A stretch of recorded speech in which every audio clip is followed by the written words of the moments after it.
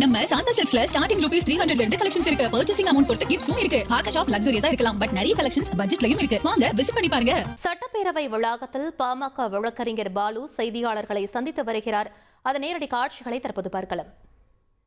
பாட்டாளி மக்கள் கட்சியுடைய சட்டமன்ற கட்சி தலைவராக இருந்த திரு ஜி.கே. மணி அவர்களை மாற்றி பாட்டாளி மக்கள் கட்சியினுடைய சட்டமன்ற உறுப்பினர் வெங்கடேசன் அவர்களை கட்சியினுடைய சட்டமன்ற குழு தலைவராக நியமனம் செய்து கட்சியின் சட்டமன்ற உறுப்பினர்கள் அனைவரும் ஒன்று கூடி எடுத்த தீர்மானத்தை சபாநாயகரிடமும் சட்டமன்ற செயலாளரிடமும் இதற்கு முன்பாகவே நாங்கள் கொடுத்திருக்கிறோம். பாட்டாளி மக்கள் கட்சியை பொறுத்தவரையில் 5 சட்டமன்ற உறுப்பினர்களை கொண்டிருந்த இக்கட்சி, அதில் சேலம் அருள் பாட்டாளி மக்கள் கட்சியினுடைய அடிப்படை உறுப்பினரிலிருந்து நீக்கப்பட்டிருக்கிறார். அவர் தற்பொழுது பாட்டாளி மக்கள் கட்சியினுடைய சட்டமன்ற உறுப்பினர் அல்ல. மீதமுள்ள 4 சட்டமன்ற உறுப்பினர்களில் 3 பேர் ஒன்றாக சேர்ந்து வெங்கடேசன் அவர்களை தேர்வு செய்து அதற்கான கடிதத்தை செயலாளரிடமும் சபாநாயகரிடமும் வழங்கி அதற்கு பிறகு நடைபெறக்கூடிய முதல் கூட்டத்தொடர். இதில் இன்றைக்கு பாட்டாளி மக்கள் கட்சியினுடைய சட்டமன்ற குழு தலைவராக வெங்கடேசன் அவர்களை சட்டமன்றத்தின் முன் வரிசையில் அமர்த்தி இருக்க வேண்டும். சபாநாயகர் அந்த முடிவை எடுத்திருக்க வேண்டும். ஆனால் இன்றைக்கு அதை அவர் செய்ய தவறினார். அதன் காரணமாக இன்று காலை எங்களுடைய 3 சட்டமன்ற உறுப்பினர்களும் தங்களுடைய எதிர்ப்பை பதிவு செய்யக்கூடிய வகையில் தர்ணா போராட்டத்தில் ஈடுபட்டார்கள்.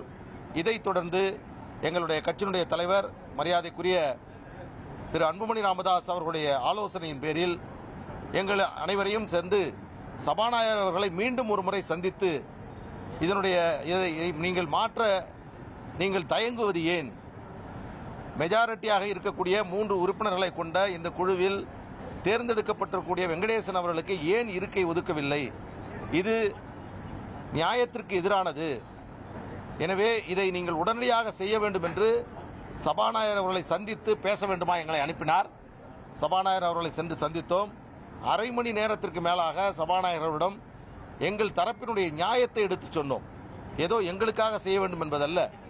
ஒரு கட்சியினுடைய பெரும்பான்மை அடிப்படையில் அந்த கட்சி எப்பொழுது முடிவெடுக்கிறதோ அதில் யார் தலைவராக தேர்ந்தெடுக்கப்படுகிறாரோ அவருக்குத்தான் அவையினுடைய முதல் வரிசையில் இடம் ஒதுக்க வேண்டும். இதுதான் நியாயம், இதுதான் தர்மம், இதுதான் இயற்கை நீதிக்கு உகந்தது. ஆனால் இன்றைக்கு சபாநாயகர் அவர்கள் அதை செய்யவில்லை. என்றாலும் பல்வேறு காரணங்களை அவர் சொன்னார்.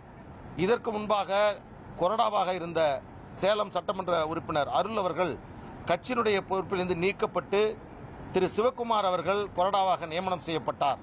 அதற்கான அங்கீகாரத்தை தர வேண்டும் என்று இதற்கு முன்பு சபாநாயகரிடம் நாங்கள் தெரிவித்தோம்.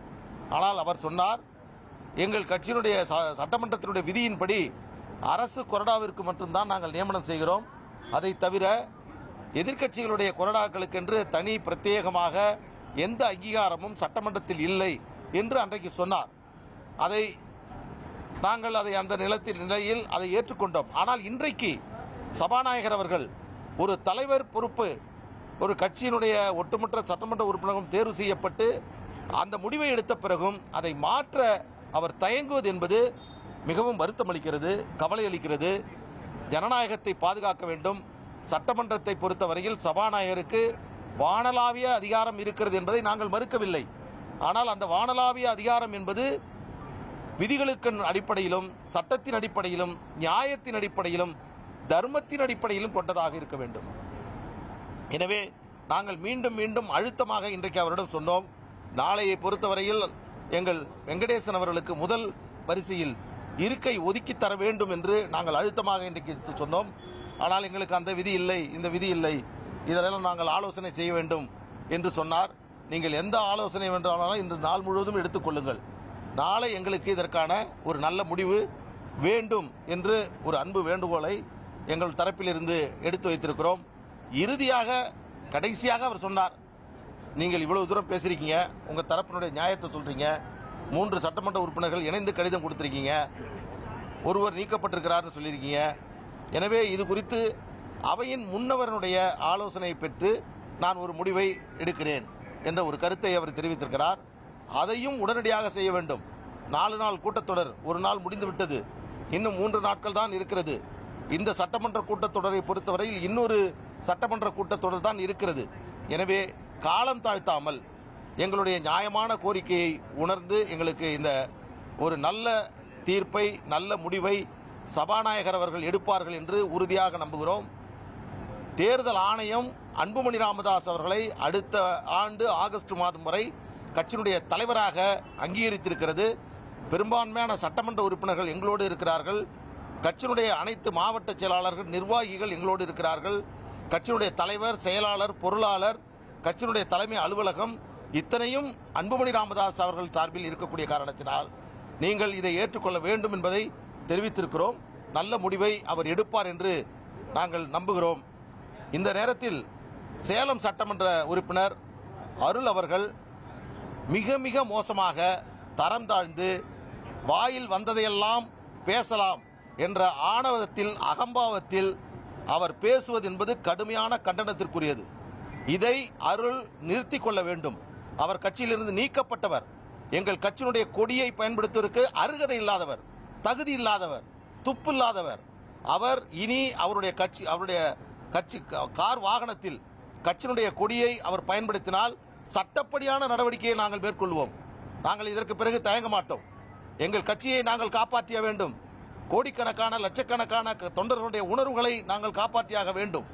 ஒரு கட்சியிலிருந்து நீக்கப்பட்டு, வெளியேற்றப்பட்டு, தூக்கி எறியப்பட்ட ஒரு நபர் எங்கள் மருத்துவர் அன்புமணி ராமதாஸ் அவர்களை பற்றி பேசுவதற்கு என்ன யோக்கியதை இருக்கிறது? என்ன தகுதி இருக்கிறது? அவருடைய தந்தையார் மருத்துவமனையில் இருக்கிறார். அது தொடர்பாக உடனடியாக மருத்துவமனைக்கு சென்று அங்கே இருக்கக்கூடிய மருத்துவருடைய நலம் விசாரித்து விட்டு வருகிறார். தற்பொழுது இருக்கக்கூடிய அரசியல் சூழலில் அவரை சந்திப்பது என்பதும் பேசுவது என்பதும் அவருக்கு அவர் ஒரு மன சங்கடத்தை ஏற்படுத்தக்கூடாது என்ற நல்லெண்ணம். அரசியல் செய்ய நினைத்தால் தன்னுடைய தந்தையை சென்று சந்திப்பதற்கு யார் தடைப்பட முடியும்? யார் தடுக்க முடியும்? அருள் தடுத்து விடுவாரா? யார் அந்த அருள்? எந்த அருள் என்ற பெயரை தமிழகத்தில் வருவதற்கு காரணமாக இருந்தது யார்? மருத்துவர் அன்புமணி ராமதாஸ் அவருடைய நிழலில் ஒட்டி அரசியல் செய்தவர்.